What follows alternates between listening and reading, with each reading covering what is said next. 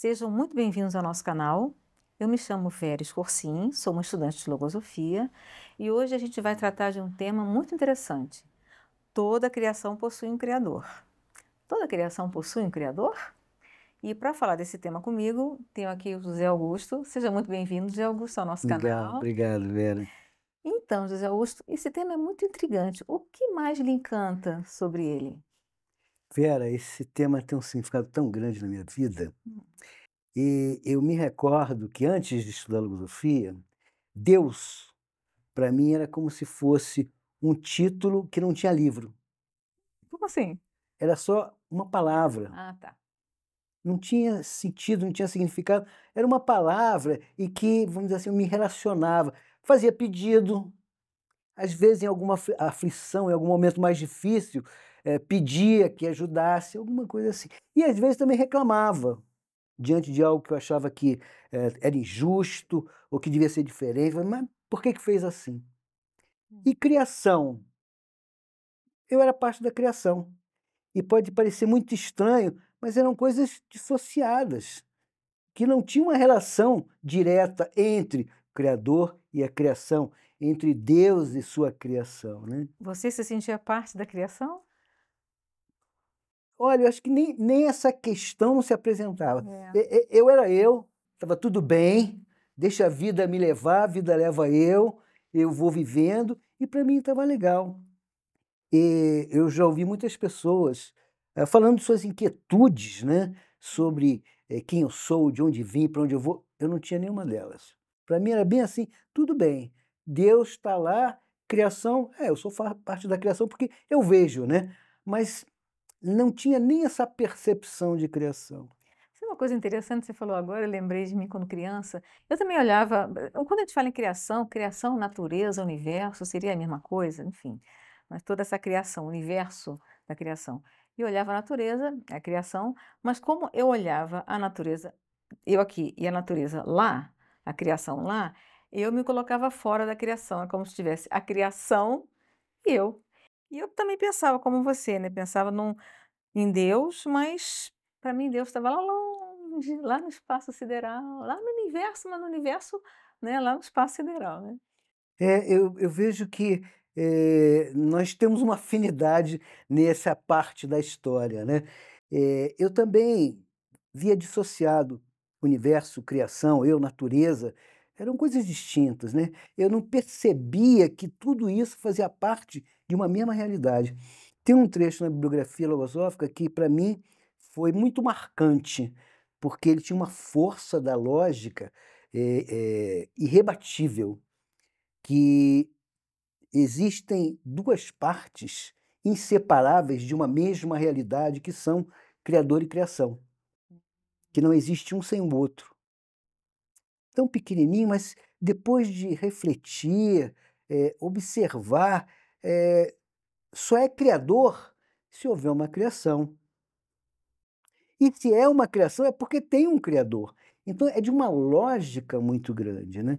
Então é começar a perceber essa lógica e perceber na vida, isso para mim mudou muito, né, muito distante daquela posição inicial do título de um livro sem história, né. Sabe de uma coisa que me ocorreu aqui agora? Sim, não existe criação sem criador, criador para ser um criador tem que ter tido uma criação. Sim. E a gente fala criação e criador com letra maiúscula ou minúscula? Ah, interessante, interessante, né, porque aí tem os 2, né. E nós temos uma grande prerrogativa de sermos criadores. Hum. Na medida em que, por exemplo, um artista tem a sua obra, né, então você tem ali o criador e a criação, né, e todos os 2 são substantivos com a letra minúscula, né. Só que criador e criação com C maiúsculo significa Deus e tudo que existe. Então aí é de uma, dimensão, de uma grandeza que justifica inclusive ser um C maiúsculo nas 2 palavras, né. E o outro é o nosso dia a dia, né, são os vários momentos, em que nós percebemos essa realidade de criador e criação. Existem muitas invenções do homem, né, e que alguém poderia dizer: "Não, ele não criou nada, ele simplesmente agregou algumas coisas", tá, mas aquilo ali não existia. e foi ele que tomou as providências para materializar aquilo. Então, o homem que inventou o navio, por exemplo, né?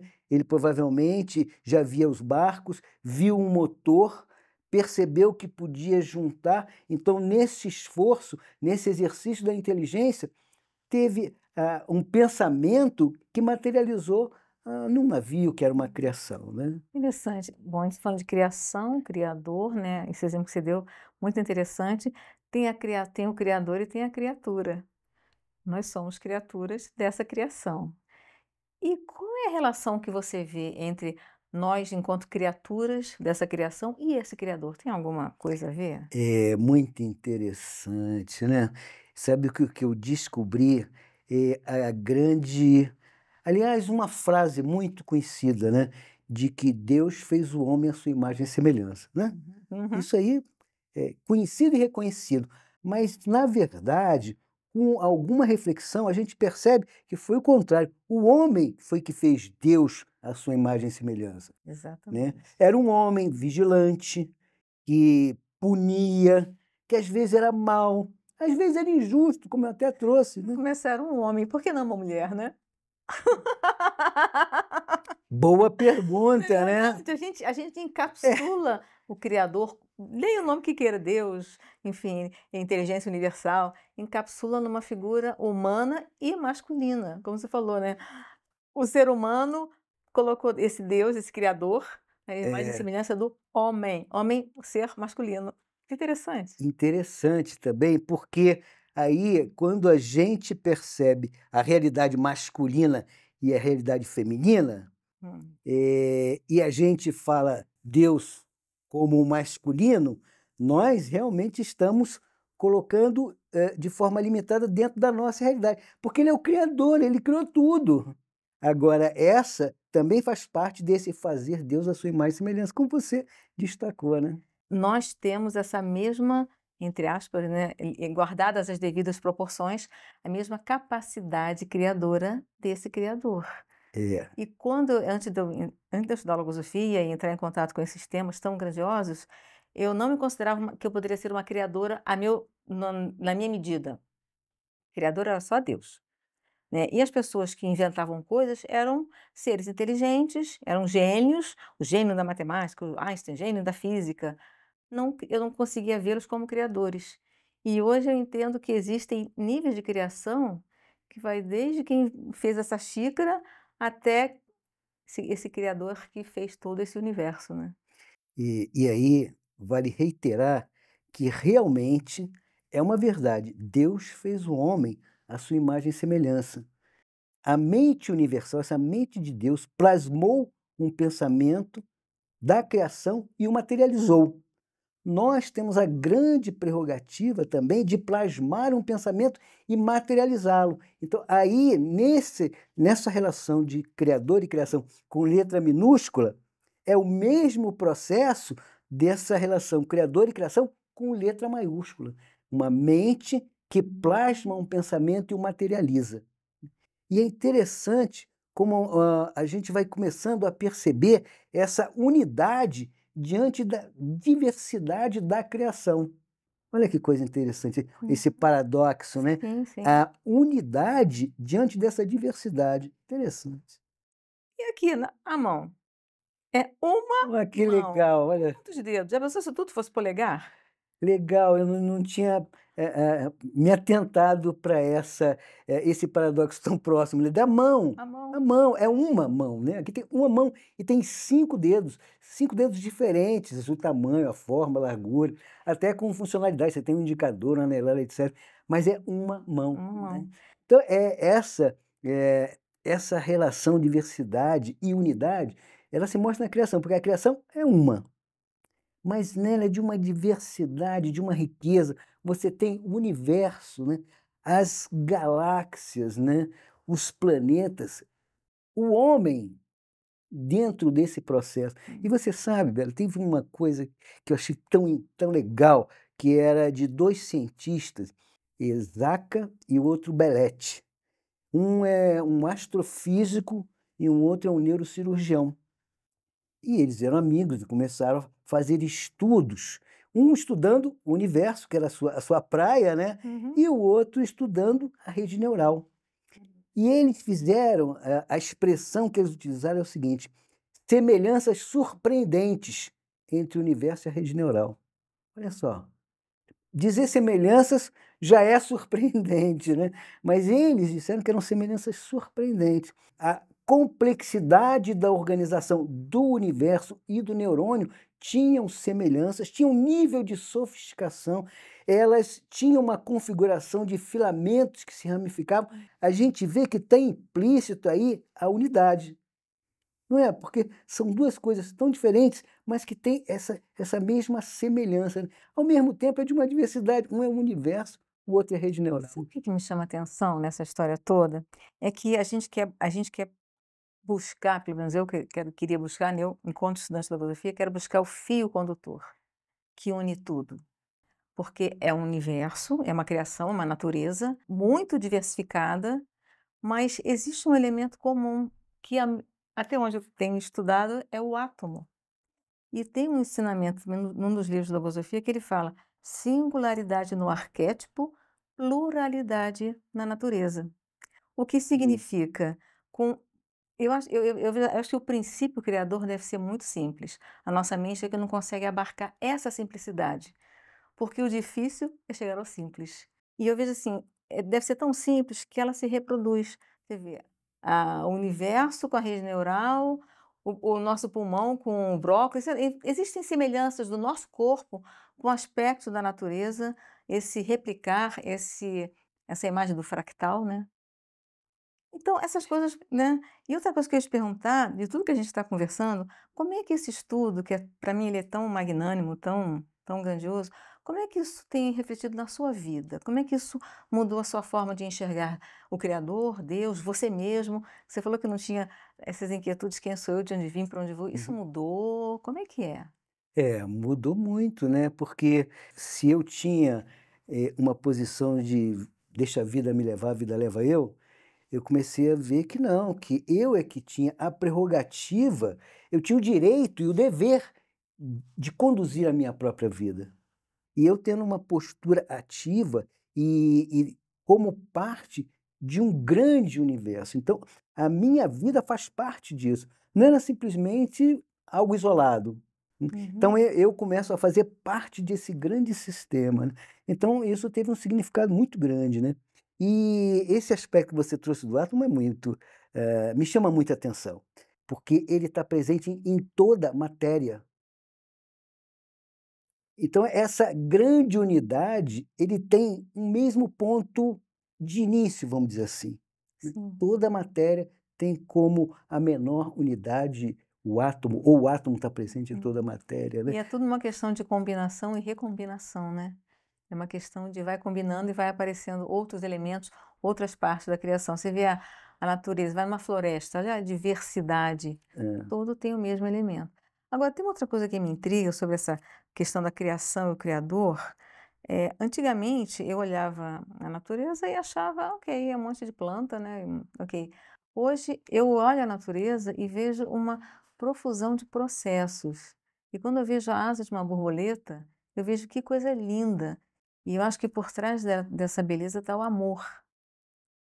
Essa criação foi feita com amor. É que a gente vive num mundo tão conturbado que a gente esquece que tem Criador, que a gente faz parte dessa criação, que a natureza faz parte da criação, que nós fazemos parte da natureza.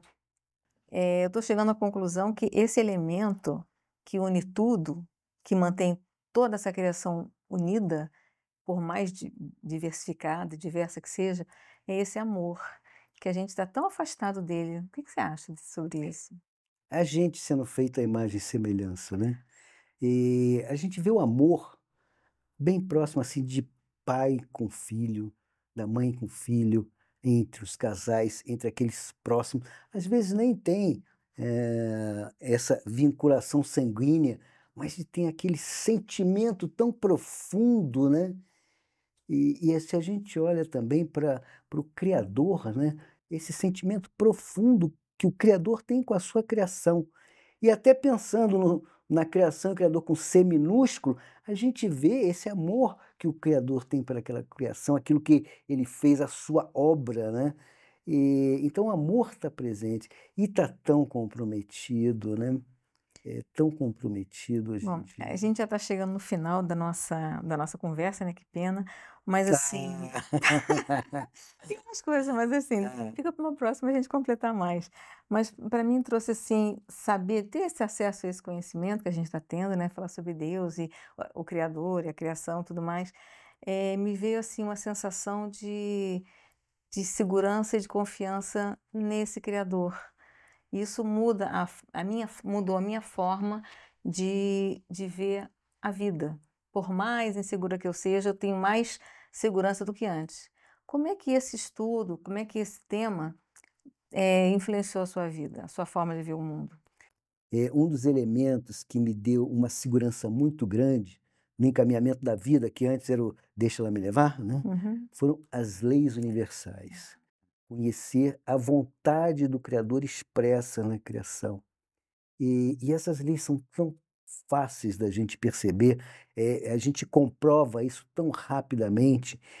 Essas leis são percebidas, usualmente, não como leis universais, como a vontade expressa do Criador, mas como verdades inalienáveis da vida. Por exemplo, movimento. Sim, Todos reconhecem a importância do movimento em tudo que existe, em tudo. Também é muito, fácil de perceber a lei de adaptação. sim, Se muda um cenário, a gente tem que se adaptar. Mudou de cidade, você está em outra cidade, você tem que se adaptar a essa outra cidade. Eu tive uma realidade que eu morava no Rio de Janeiro e vim para Brasília em 69. que mudança, hein? Muito grande. E o que que aconteceu? Eu me recusei a me adaptar, a infringir a lei, e a sanção é imediata, sofrer.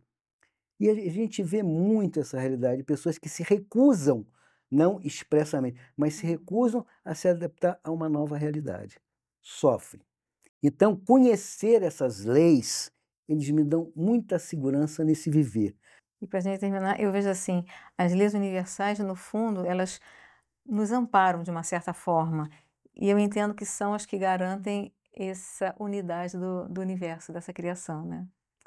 Zé Augusto, foi um prazer conversar com você, né. Adorei, A foi gente marca ótimo, uma próxima, a obrigado. gente conversar, Tá tá. legal, vai ser uma alegria. Então, quer saber mais sobre esse conteúdo e sobre outros conteúdos dessa linha? Acesse o nosso portal logosofia.org.br e também o nosso canal no YouTube, youtube.com/logosofia.